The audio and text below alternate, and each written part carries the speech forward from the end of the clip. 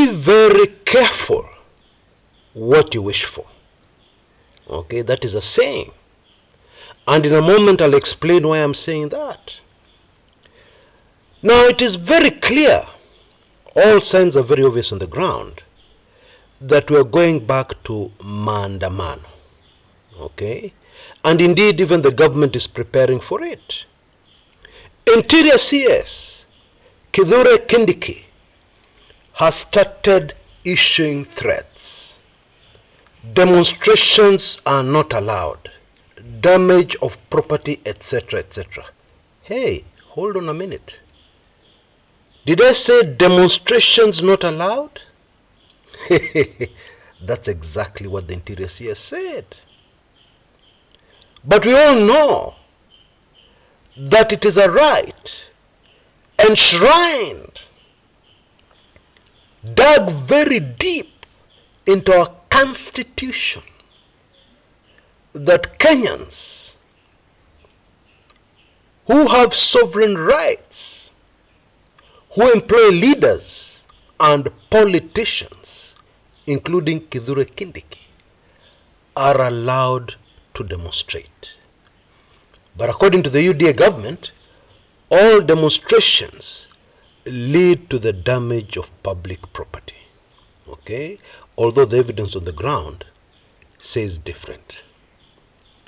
What we know is that when the police get involved, all hell breaks loose. And they get involved unnecessarily. They disperse peaceful demonstrators, which is against the rights of people. Anyway, let's get away from that. As usual, the very sleepy UDA Kenya Kwanza government has failed to see something that should be obvious concerning this maandamano. You and I are allowed not to see. Okay, we're busy with our jobs. We're desperately trying to put food on the table, etc., etc. We are allowed not to see. But a government in power responsible for the people of Kenya is not allowed not to see. So what is this they're not seeing? What they've completely failed to see is the following. The maandamanos which were there before and was stopped by the bipartisan talks. By the way, what was that about? What were those talks about, really? What was being discussed? Anyway, the maandamanos that were there before and what is coming are two very different animals. Remember, during the maandamanos before, there was no finance bill 2023.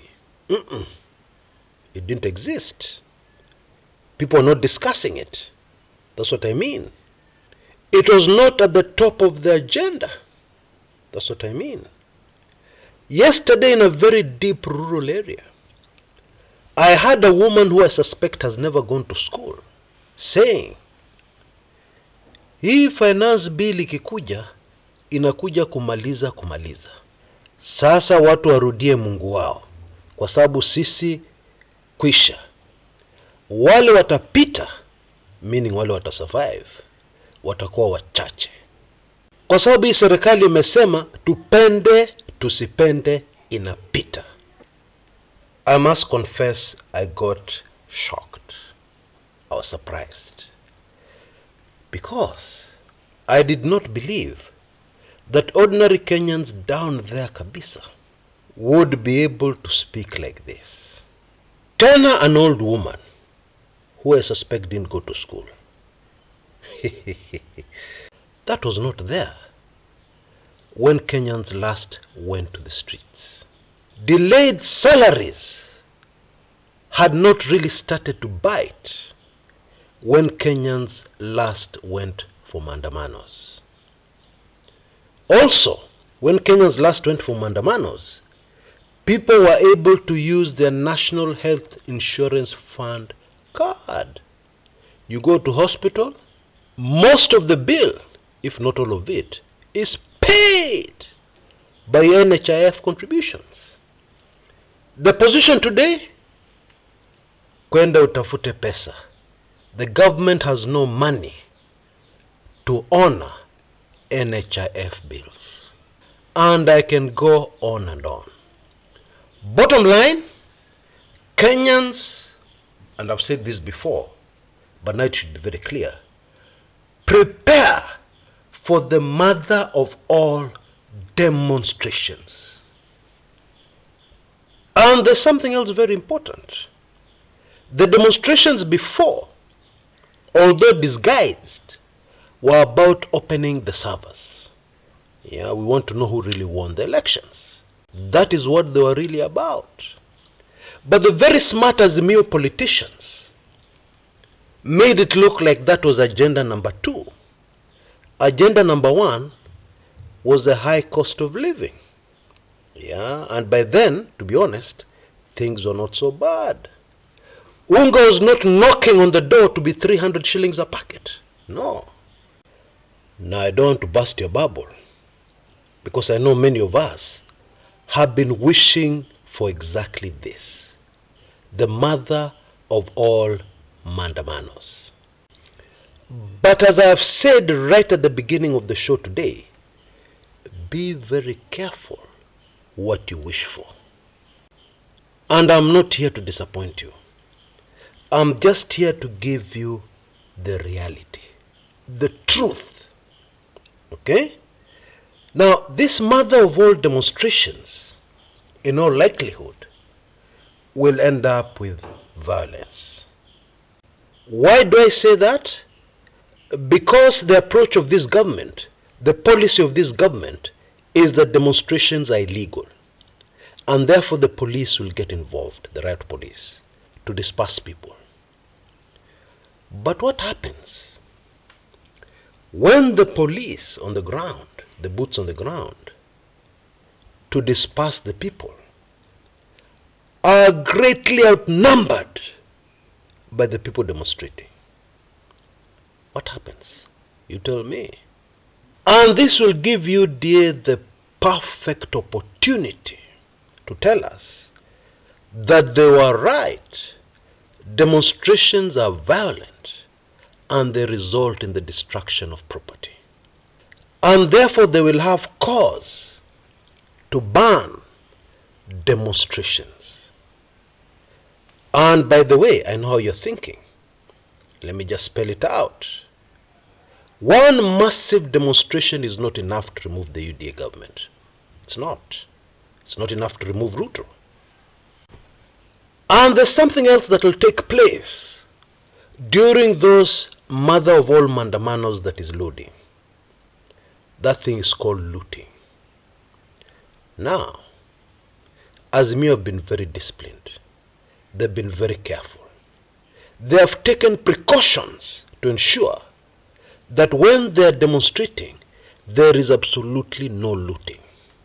Have you noticed that? Do you think it is easy to pull off that? Now, when the mother of all demonstrations arrives, do you think Azimio are going to be able to stay in control and stop looting? They can't. People are hungry. Things are really worse than you really thought. Uko chini kwa ground. Yeah, and I'm there every day, so I know what I'm talking about.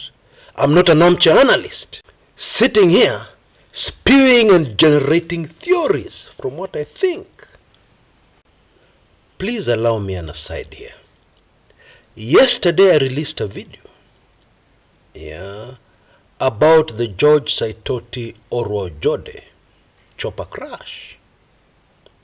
It took me months of research. I talked to many people before I came up with that report. I talked to experts. And then I did even more research. Now, thinking for yourself is very good. In fact, it is something we desperately need today. However, in my opinion, thinking for yourself outside the facts, that one I don't know how to handle. Because your thinking and your theories and your opinion are based on nothing but hot air. They're based on your prejudice and your bringing. Yeah. They're based on your skeptical mind. Now that is very dangerous in the world where we live in today, because things are happening that are mind-blowing all over the world. Things you would never think of. Yeah. Let alone imagine in your wildest dreams. They happen. Therefore, please, don't limit your thinking to your prejudice, yeah, and what is convenient for your mind to handle. Because what is happening now, remember, we're in the judgment season. And those who believe in Jesus Christ will tell you that we're in the end times. What is happening in this season and what is about to unfold, your mind can't handle. Now, about that video released yesterday, the autopsy, and this information is in the public domain, showed very clearly from pathologists, experts who had done tests in the lab, which they already knew the results to, because they had observed with their very own eyes signs of poisoning. Those experts told us that the occupants of that ill-fated chopper were poisoned. And there was evidence that they were long gone out of this earth before that chopper hit the ground. Now that raises a very disturbing question, yeah, that you need to answer. How was this poison administered up there in the air? Because when they took off, things were okay.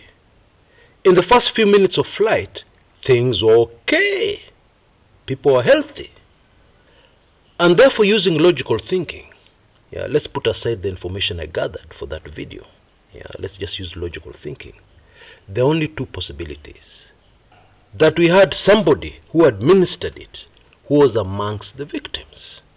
Yeah, a suicide guy, which would lead you to profile all the 6 individuals on that particular flight, review their backgrounds, and look for red flags. And then the other possibility, which is very obviously the most likely, is that there was somebody else who did it and got off. Now, is that impossible? Maybe in your mind. Further clear-cut evidence to suggest that there was somebody else is the flight path of that chopper. Now, this is very simple to research. Just go online and research how a stricken helicopter normally behaves. Even watch videos and then compare it to the flight path. And add to that the narrative we're given, the chopper was trying to get back to base, yeah, which is hogwash. Doesn't apply to a helicopter, maybe to a light aircraft, but not a chopper. But let me humor you even further. Assume that somebody is in distress, maybe as a result of this poisoning. How would they behave? That flight path still doesn't make sense. Because if you're in distress in a chopper, what would you do? Would you try to turn back to base? Even as the effects of the poison takes hold? No. You'd try to land the thing. You'd continue on your course and look for somewhere to land. My apologies for digressing. But it is this same armchair analysis that I believe is happening deep in the Kenya Kwanza government. There were demonstrations before. There are demonstrations coming. Same old, same old. Nothing has changed. This is all about Luos and Raila, yeah, and Azimio not accepting Ruto as the president. Nothing else. Huh? My friend, vitu kwa ground zimechange, tena zimechange sana. And they continue to change rapidly. Okay? So you make your plans based on the reality on the ground, not on your thinking and your so-called experience in these things. Raila tunamjua. We know these Luos. Wanang'oa reli, wanarusha mawe. I'm laughing, but that is a recipe for disaster, which is what is loading in our dear motherland. So if you have come this far in this video, congratulations. Now let me make it worth your while. In 2019, I was led into producing a set of videos on how to prosper in a dead economy, such as the one we're facing now. Because when things are the way they are now, uncertainty, economy kwisha maneno, it is also a time of great opportunity. Now when I produced those videos, there was very little response from members of this channel. Okay, things were still good then. It was difficult to see such a bleak future. It was difficult to believe whether anything like that would ever happen. But here we are now. And therefore I'm offering these videos once again. And if you're a member of my weekly intelligence briefings, you can get it at the amazing offer you see on your screens right now. The 3 sets of videos plus the 2 books, which I'm very confident will take you through what is coming. Because it is coming. Indeed, it is already here. If you're not a member, you'll have to take it at the price which was set then, which was $54. It'll still be $54. You can see details on your screens right now. I'm afraid the offer for members of WIB is very limited to 3 or 4 days, at only $13.95 or Kenya shillings 1,395. My message to you, my dear friends, because I really care, is that even if you don't take this offer, please prepare yourselves. It is terribly important that you prepare yourselves. God remember mercy for Kenya. God help the nation called Kenya. Weekly Intelligence Briefings number 109.